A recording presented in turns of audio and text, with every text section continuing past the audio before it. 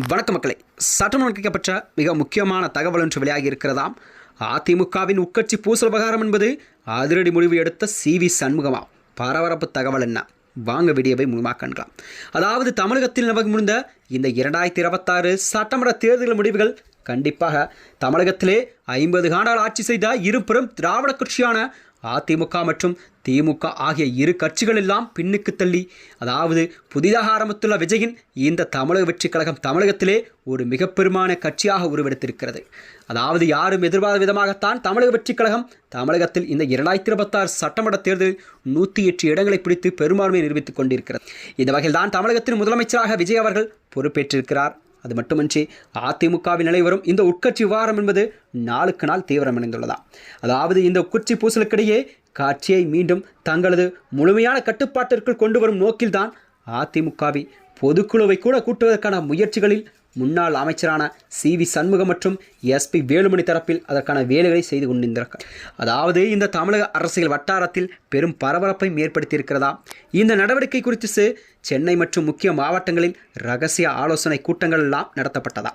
அதிலும் கூட குறிப்பாக சொல்லப்போனால் அதிமுகவின் மிக முக்கியமான தலைவர்களான, அதாவது முன்னாள் அமைச்சர் எஸ்.பி. வேலுமணி, சி.வி. சண்முகம் மற்றும் விஜயபாஸ்கர் ஆகியோர் தலைமையில் நடைபெற்ற இந்த அவசர ஆலோசனை கூட்டத்தில்தான் கண்டிப்பாக இறுதி முடிவுகள் எல்லாம் கண்டிப்பாக எடுக்கப்படும் என்று அதிமுக தலைமை அறிவித்திருந்தது.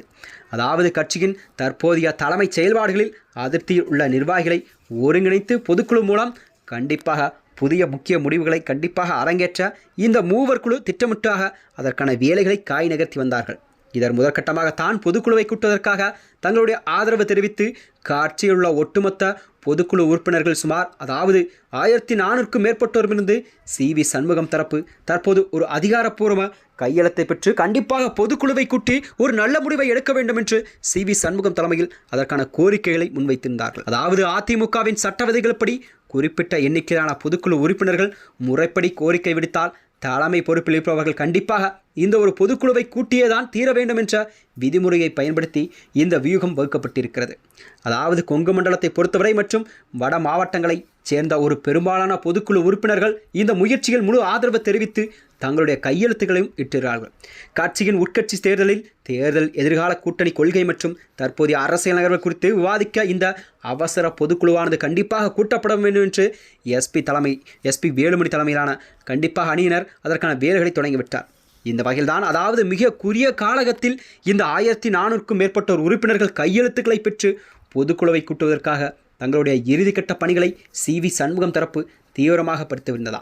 இந்த வகையில்தான் அதிமுக தொண்டர்கள் மத்தியில் தமிழக அரசியல் களத்திலும் தற்பொழுது இது ஒரு பெரும் புயலாக மாறிக்கொண்டிருக்கிறது. சி.வி. சண்முகம் தரப்பில் கூறப்படும் அந்த விவாதமெல்லாம் கண்டிப்பாக எடப்பாடி பழனிசாமி அதற்கு ஏற்றாற்போல் அவர் அடுத்த கட்ட நடவடிக்கை என்னவாக இருக்கும் என்ற கேள்வியெல்லாம் மக்களிடம் வெகுவாக எழுந்திருக்கிறதா.